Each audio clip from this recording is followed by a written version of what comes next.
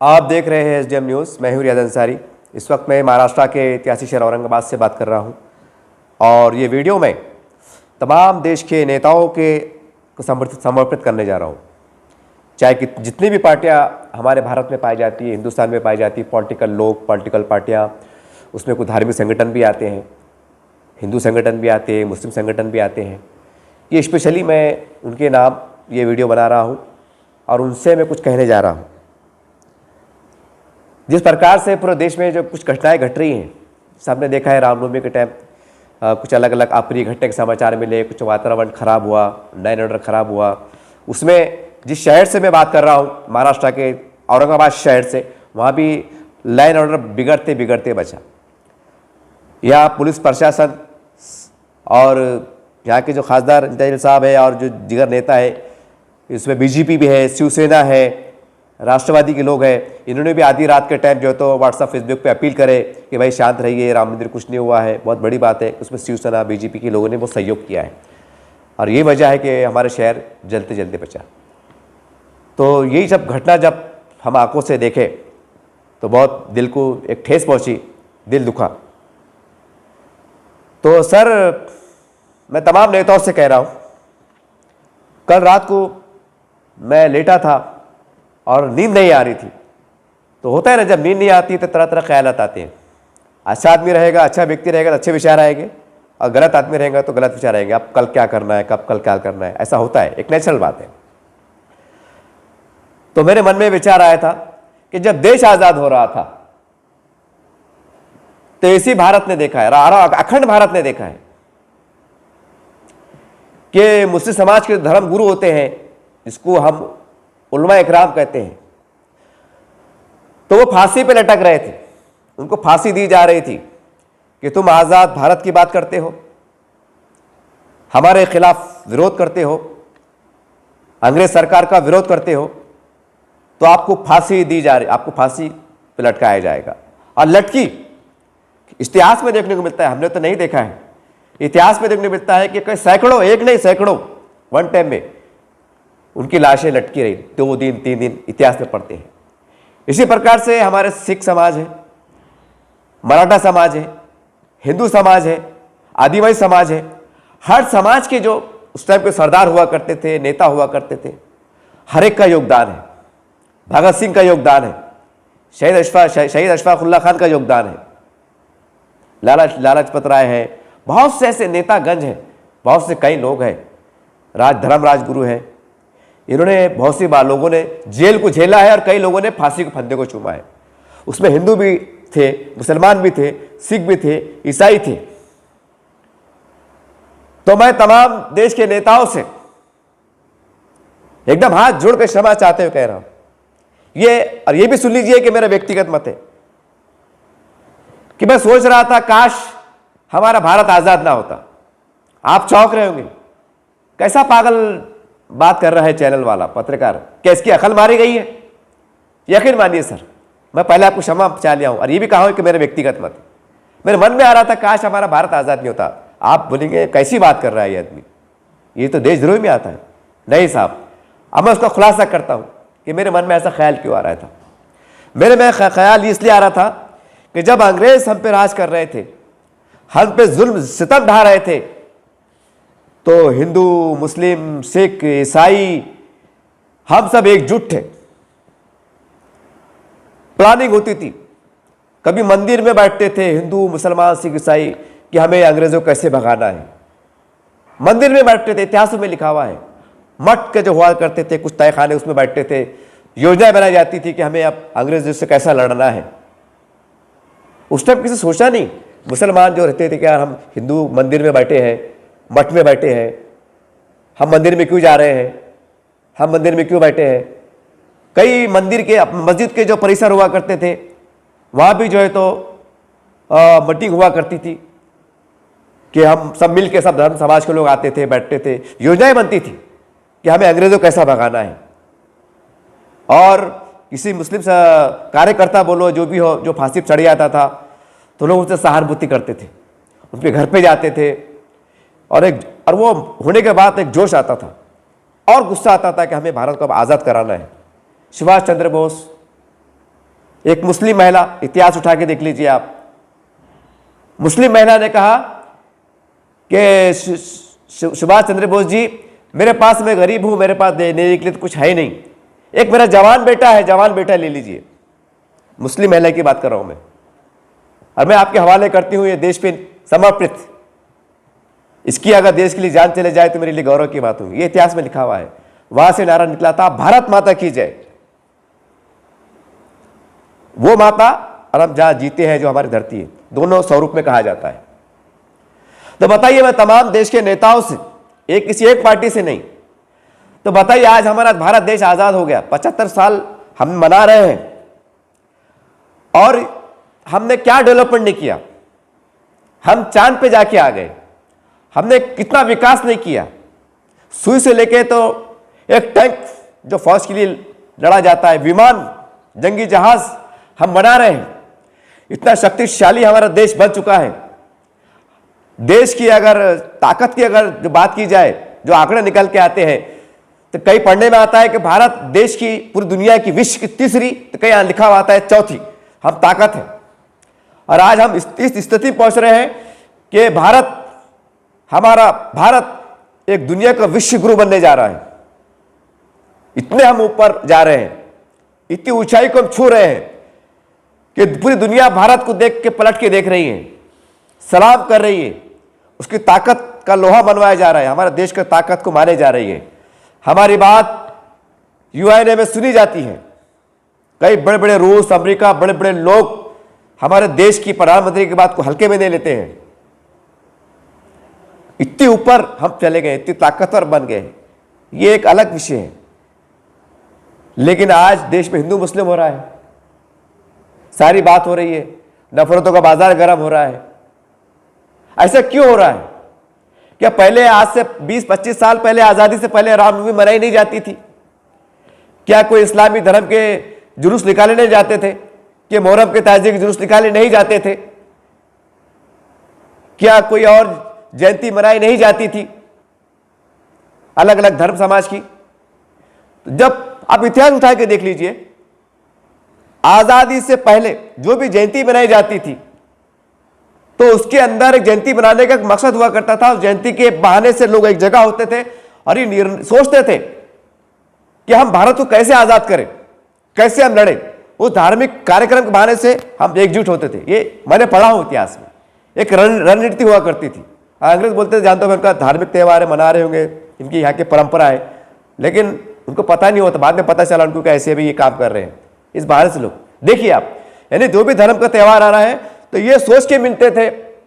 धार्मिक त्यौहार के साथ साथ एक योजनाएं बनती थी कि अंग्रेजों को हमको कैसे भगाना है, कैसे इनके जुल्म सितम से भारत को आजाद कराना है। क्या अच्छा वो वातावरण था, कैसी अच्छी जयंती मनाई जाती थी कि सब लोग एकजुट होकर एक खुशियों में शामिल होते थे। तो आज ऐसा क्या हुआ? क्या आज हिंदू मुस्लिम में नफरत के दूरियां देखी जा रही हैं? आज भी पूरे हिंदुस्तान के, भारत के कोने कोने में, खासकर ग्रामीण में चले जाइए। ऐसा नहीं कि मैं कोई एक कल्पना वाली बात कर रहा हूं, काल्पनिक बात कर रहा हूं, नहीं। सामने मंदिर है, इधर मस्जिद है और 5-10 फीट का रोड है। आज भी ग्रामीण में, महाराष्ट्र में, मराठवाड़ा में जाके देख लीजिए आप भारत में घूम लीजिए, खासकर ग्रामीण में देख लीजिए आप, और कहीं सिटी में भी देखने को मिलेगा आपको, जो डेवलप एरिया हो गए। 15-20 फीट की दूरी पे, आधे किलोमीटर पे शानदार भव्य मंदिर है और शानदार इधर मस्जिद है। आज भी है। जरा कल्पना कीजिए, 150-200 साल पहले जब तालीम इतनी आम नहीं थी, लोग पहली, दूसरी, तीसरी पढ़ते थे और चौथी पास पे जो है तो लोग अधिकारी बना करते थे। आज भी है कुछ पुराने लोग, उनसे आप मालूमात ले सकते हैं कि किसी को चौथी पास पे, दूसरी पास पे पुलिस की नौकरी मिली, मिलिट्री की नौकरी मिली। आज भी पुराने इतिहास में जाके देख सकते हैं। मेरे पिताजी चौथी पास थे, तो उनको चौथी पास पे टीचर की नौकरी मिली। बाद में शायद उन्होंने निजाम का जो एंडिंग दौर था, 7वीं पास की, उसके पर उनको मुख्य अध्यापक की नौकरी मिली। बाद में उनका रिटायरमेंट हुआ था, 7वीं पास में मुख्य अध्यापक। यानी कि कह सकते हैं कि पहले तालीम भी नहीं थी, शिक्षा नहीं थी, कुछ भी नहीं था। लोग कितने नजदीक थे, क्या हिंदू, क्या मुसलमान, क्या सिख, क्या ईसाई, क्या दलित, सब मिलके थे। और आज तालीम का स्तर बढ़ चुका है।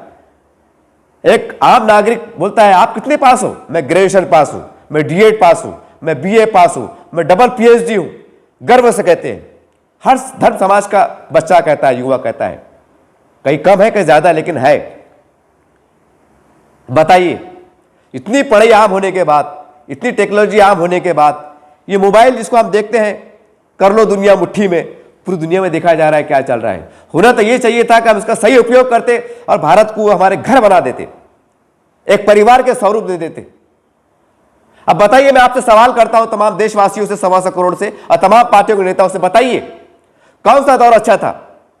जब भारत हम पे हुकूमत कर रहे थे तो हम एकजुट थे, हम देश के लिए शहीद हो रहे थे।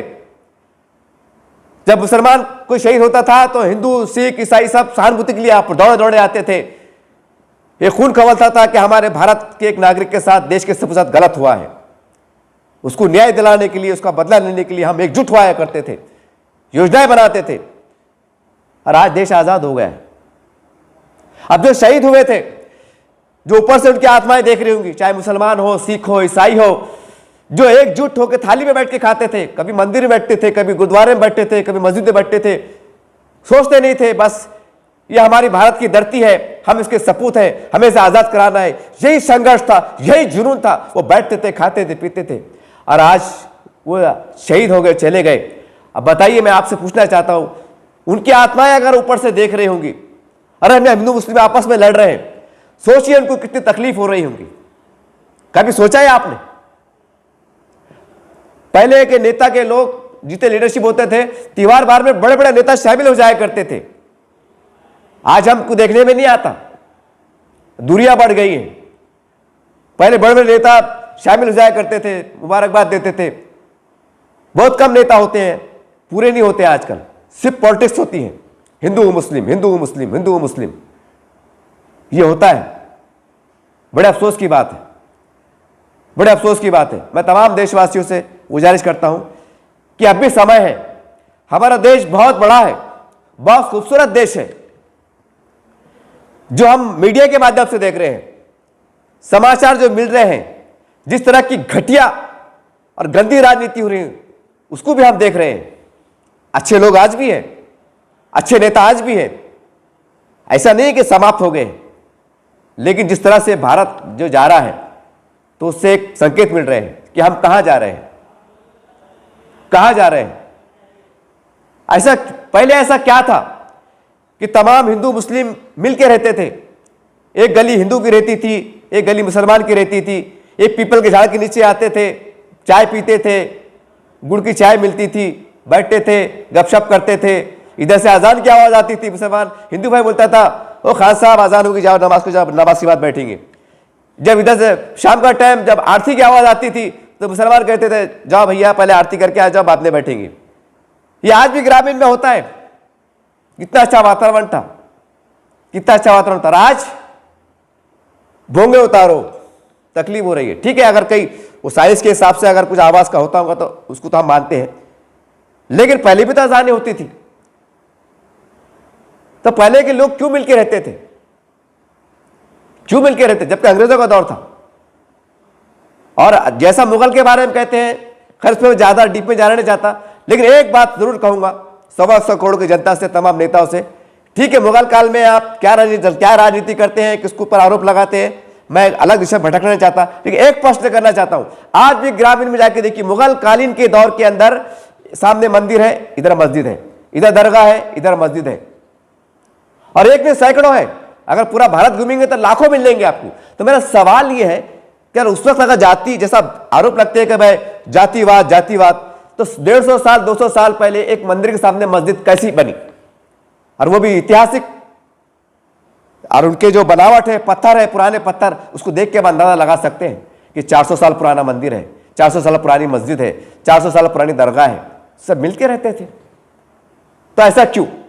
आपसे तमाम नेताओं से गुजारिश है, संगठनों से गुजारिश है कि देखिए राजनीति कीजिए, मगर इस प्रकार से कीजिए कि मैं महाराष्ट्र में रहता हूं, तो इस मैं उदाहरण दे रहा हूं, जो भी सरकार है, जो भी पार्टी है, वो ये कहे कि आज महाराष्ट्र में 2000 कंपनी, अगर हमारी सरकार महाराष्ट्र में आती है तो हम उसमें 500 कंपनियों का इजाफा करेंगे, बढ़ेंगे, ताकि रोजगार बढ़े। इस ऐलान पे चुनाव लड़िए आप।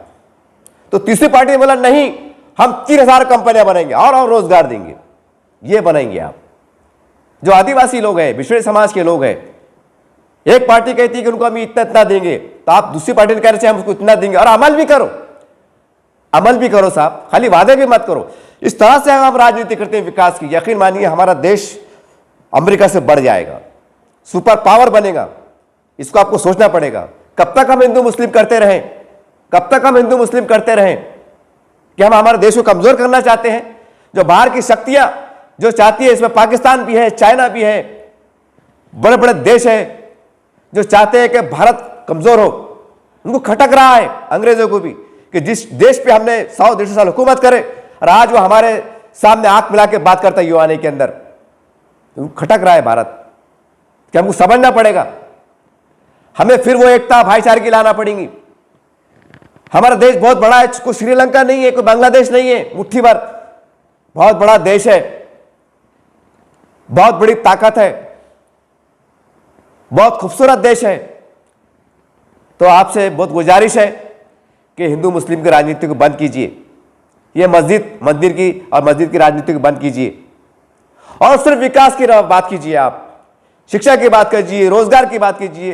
कोई भी स्टेट से ऐसा कल्पना करो कि आने वाला 24 का इलेक्शन रहेगा तो कोई किसी पार्टी के स्टेट से कोई धार्मिक भावना वाली भड़काने वाली बात नहीं होगी।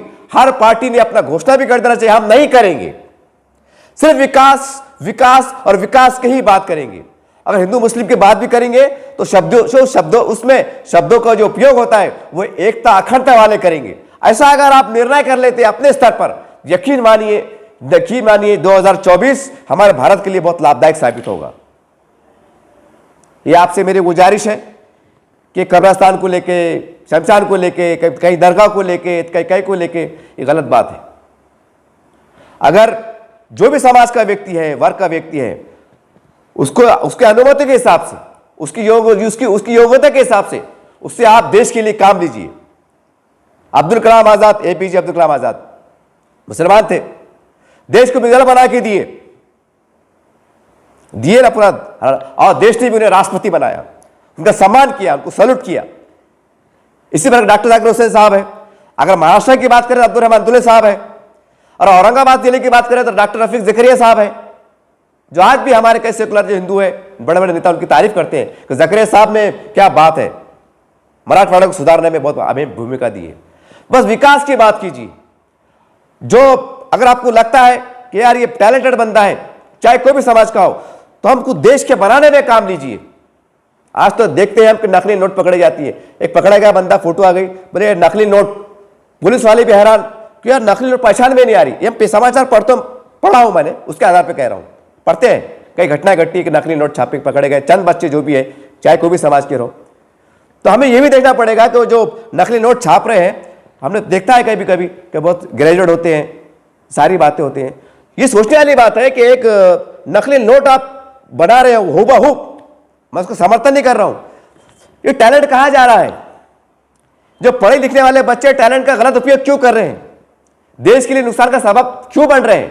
ऐसे टैलेंट, एक उदाहरण दे रहा हूं मैं, तमाम ऐसे टैलेंटेड बच्चे जो साइंस के मैदान में और टेक्नोलॉजी के मैदान में, चाहे कोई भी धर्म समाज का हो, अगर आपको लगता है टैलेंटेड है तो भूल जाइए जात, उसको अपने उपयोग में लीजिए। क्योंकि हमें भारत को बनाना है, भारत के निर्माण को बढ़ाना है, इतने शक्तिशाली बनाना है। और क्या हिंदू क्या मुसलमान सबको मिलकर अपने टैलेंट के हिसाब से, अपनी योग्यता के हिसाब से, चाहे राज्य क्षेत्र हो, सामाजिक क्षेत्र हो, टेक्नोलॉजी का क्षेत्र हो या कोई भी क्षेत्र हो, अपने अपने क्षमता के हिसाब से हमें ताकतवर देश को बनाना है, हमारे भारत को बनाना है। याद रखिए, यह मीडिया के माध्यम से देख रहे हैं, क्योंकि सोशल मीडिया बहुत एक ऐसा मीडिया होगा कि पूरी दुनिया गौ बन के रह गई है। और जो मैं एक व्यक्तिगत तौर से महसूस कर रहा हूं, क्योंकि मैं भारत का सपूत हूं, तो मुझे बड़ा दुख हो रहा है। तो वही चंद बातें जो मेरा एक एहसास है, एक दर्द है, तमाम देश के नेताओं के मैं समर्थित कर रहा हूं, आपको संबोधित कर रहा हूं कि बंद कीजिए हिंदू मुस्लिम।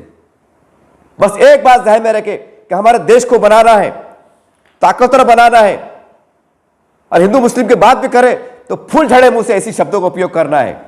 कभी ऐसा ना हो कि आप आने वाले समय कभी रामनवमी का त्यौहार हो, कोई अप्रिय समाचार मिले, नहीं होना चाहिए। राम क्या है? कभी सोचा है राम क्या है? भगवान है, इतनी बड़ी ताकत है, और उनके शुभ अवसर पर ऐसी पियापरी घटना होती है, तो क्या ये शर्मसार वाली बात नहीं है? ये सोचना पड़ेगा हम ऐसे क्यों हो रहे हैं, क्या कर रहे हैं। और जो चंद मुट्ठी भर लोग, मैं सबकी बात नहीं कर रहा हूं, ये करने वाले चंद मुट्ठी भर नेता होते हैं, चंद मुट्ठी भर लोग होते हैं, वही हरकत करते हैं। हमें सोचना पड़ेगा। जब रामनवमी का त्यौहार आए आने वाले 2024 के अंदर, तो लोग लगे रामनवमी आ रही है, हम गले मिलेंगे, मिठाइयां बांटेंगे, एक ऐसा वातावरण तैयार हो। मुस्लिम समाज का अगर ईद आ रही है तो हम गले मिलेंगे, शीरखुरमा खाएंगे, एक ऐसा वातावरण तैयार हो। और रामनवमी जा रही है तो मुस्लिम समाज के वॉलंटियर्स खड़े हैं और उनको वेलकम कर रहे हैं, आप चले जाइए। 12 फत का जुलूस निकल रहा है तो हमारे हिंदू भाई नौजवान वॉलंटियर्स आइए, हम आपको शरबत पिला रहे हैं। एक ऐसे वातावरण बनाने की जरूरत है साहब। और ये पार्टी के लोग, आप बहुत अहम भूमिका दे सकते हैं, क्योंकि राजनेताओं की बात को सुनते हैं। तो आपसे मेरी गुजारिश है, हाथ जोड़ के गुजारिश है साहब, बहुत बहुत आगे चले गए हम, लड़खड़ा रहे हैं, हम लड़खड़ा रहे हैं, ये ठीक बात नहीं है। क्योंकि करोड़ों की आबादी है, जब दिल में आशा, जब दिल में अगर बेचैनी है, मायूसी है, क्या मेरे साथ अन्याय हो रहा है, ये ठीक बात नहीं है।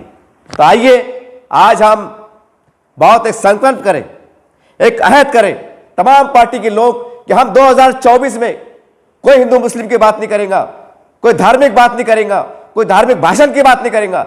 एक बात करेगा कि मेरा भारत है, मैं मेरे भारत, सब मेरे सब भाई भाई हैं। जाते जाते आखिरी में एक बात और याद आ गई, आप सब स्कूल पढ़े होंगे, किसने 12वीं पढ़ा होगा, किसने मैट्रिक पढ़ा होगा, ग्रेजुएशन पढ़ा होगा।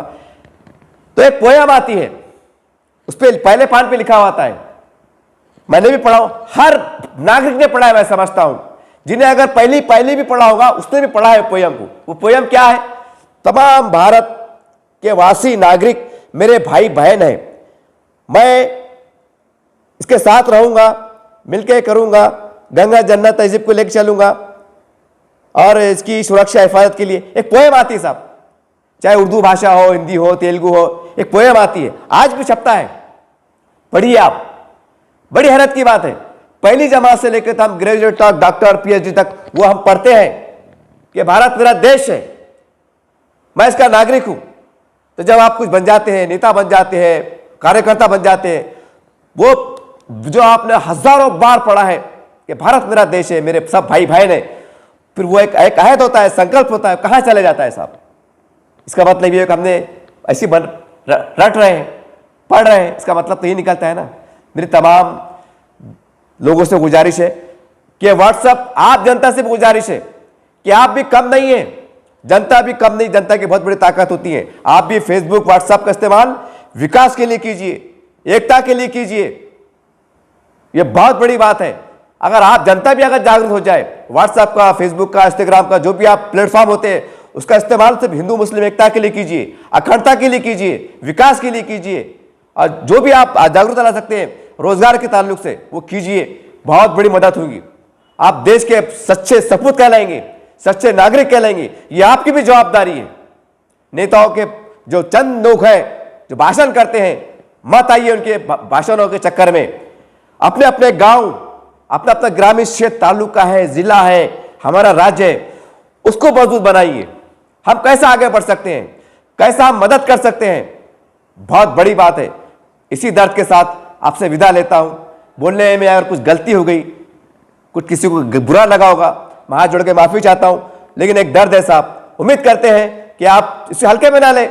एक चैनल वाला है, कह दिया है, कई भाषण करते हैं, चले जाते हैं, एक पागल व्यक्ति, ऐसा ना समझिए। ये देश की आवाज है, ये करोड़ों लोगों की आवाज है, ये बात याद रखिए आप। हर व्यक्ति ये चाहता है कि मेरा देश मजबूत हो, यहाँ की एकता कायम रहे, अखंडता कायम रहे। उम्मीद करते हैं इस संदेश को वायरल भी कीजिए, कमेंट मत कीजिए वाह वाह वाह पत्रकार बंधु क्या लिखा है, या गुड अंसारी साहब, ये नहीं, ये बहुत बड़ा संदेश है, इसे पूरे भारत के कोने कोने पहुंचाइए। यही मेरे एक भारत के नागरिक के तौर पर, एक अच्छे नागरिक के तौर पर आप सबसे विनंती है। जय हिंद, जय महाराष्ट्र।